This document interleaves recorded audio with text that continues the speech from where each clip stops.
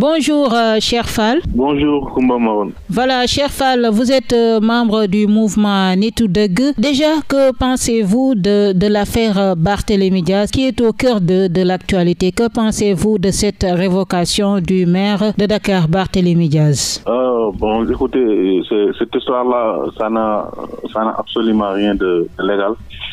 Nous pensons vraiment que c'est une affaire politique. Vu que Barthélémy Diaz, monsieur le maire de Dakar, a toujours été maire, et pourquoi ils ont attendu jusqu'à maintenant pour cette révocation?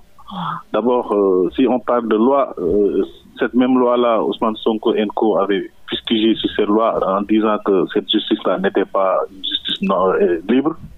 Et ils vont faire ils vont bien structurer cette justice avant de faire quoi que ce soit. Maintenant, là, cette même justice-là est ils sont en train de l'utiliser pour éliminer des adversaires politiques. C'est ce même système que Macky Sall utilisait. Ils sont en train de répéter les mêmes erreurs que Macky Sall faisait. Donc, on pense que c'est une affaire purement politique. C'est une politique machiavélique. Donc, cette même justice-là avait condamné Ousmane Sonko & Co. Avant les élections, et Macky Sall les avait fait de toute sorte qu'ils soient libres et soient candidats. Donc, si on doit revoir cette justice-là, toutes ces choses-là doivent être vues. Donc, on ne peut pas parler d'indépendance de la justice avec le régime de Diomaye.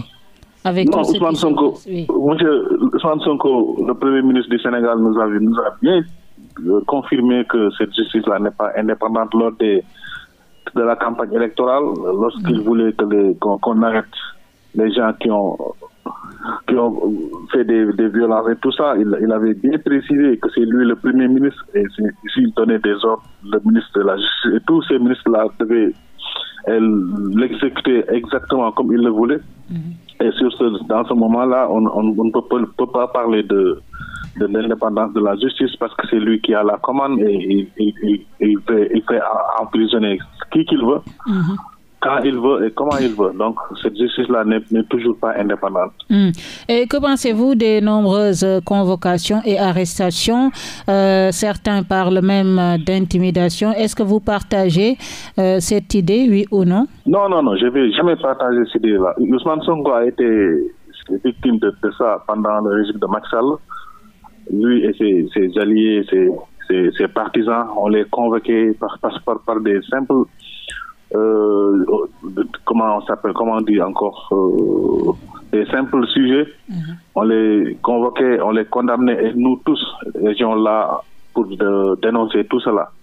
Et maintenant on voit que les gens utilisent la même façon et la même manière sans orgueil pour faire taire des journalistes, des professionnels, des politiciens et beaucoup d'honnêtes Sénégalais. À cause des trucs de diffamation qu'ils dénigraient eux-mêmes avant d'être dans le pouvoir. Donc aujourd'hui, si on les voit convoquer des gens parce que des journalistes révèlent donnent des informations qui ne le sont pas favorables, on ne va jamais être d'accord avec cette méthode-là. C'est juste arbitraire. D'accord. Une autre question, cher Fall, c'est par rapport à vos attentes de la nouvelle Assemblée nationale. On attend la mise en place de la Haute Cour de justice comme promis par le PM, Ousmane Sonko. Qu'est-ce que vous pouvez dire par rapport à ça? Écoutez, moi je constate que c'est le même système qui est en train de se dérouler. Il n'y a pas de rupture. Parce que Ousmane Sonko lui-même, il disait que dans une nation normale, l'opposition doit être majoritaire à l'Assemblée nationale pour qu'il y ait un équilibre dans le pays.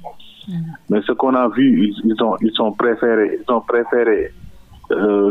dissoudre cette assemblée-là qui était en cours, essayer d'avoir le mécanisme dans l'Assemblée nationale, avoir la majorité. Et maintenant, c'est le groupe PASTEF qui gère le pays totalement, l'exécutif, législatif, judiciaire, tout est entre leurs mains. Donc maintenant, tout ce qu'on doit attendre, c'est qu'ils fassent ce qu'ils veulent dans ce pays et personne n'aura rien à dire parce qu'on les a donné la majorité, on les a donné la force totale pour faire tout ce qu'ils veulent. Maintenant, rien ne peut arrêter ce régime parce qu'ils ont tout dans les mains. Maintenant, ils sont condamnés à faire un bon travail parce qu'ils ont eu ce que personne n'a eu jusqu'à présent. Mais s'ils veulent utiliser cette force contre la population, ça, on verra bien. Et ils savent que ce pays n'est pas un petit pays. Il y a des grands hommes qui sont dans ce pays et qui savent très bien se défendre. Mais moi, je n'attends aucune rupture par rapport à cette assemblée-là, parce que je sais que c'est de la politique. Maintenant, ils vont tout ce qu'ils veulent faire passer va se passer. Les Sénégal seront que des spectateurs. Mais récemment, cette nouvelle assemblée a supprimé définitivement le Haut Conseil des collectivités territoriales et le Conseil économique, social et environnemental.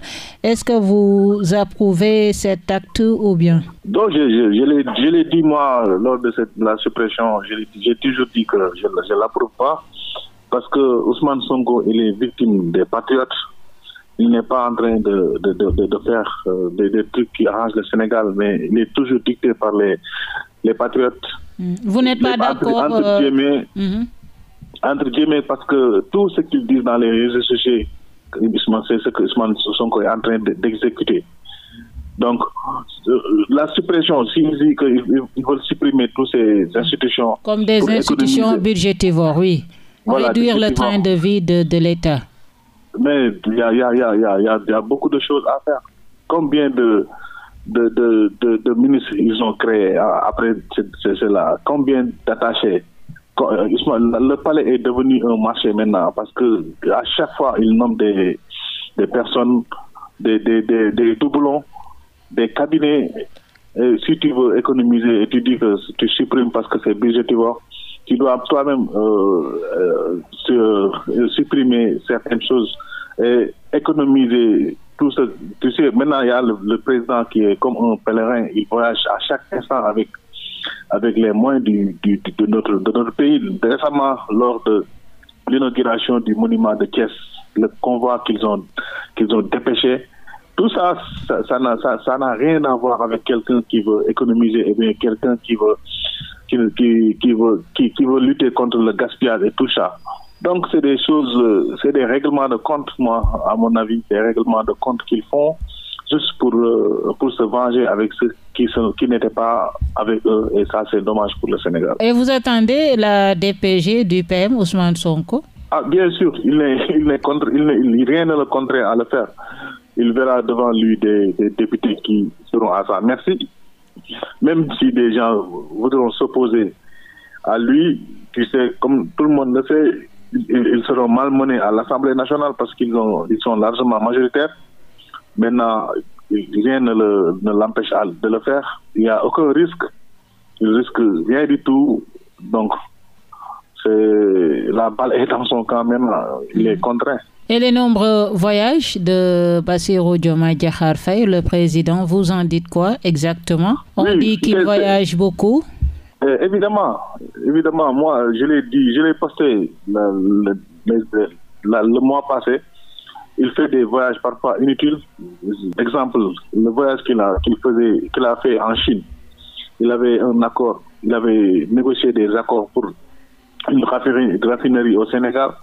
On lui a donné l'accord des principes pour dire que l'entreprise avait dit qu'il allait faire ça.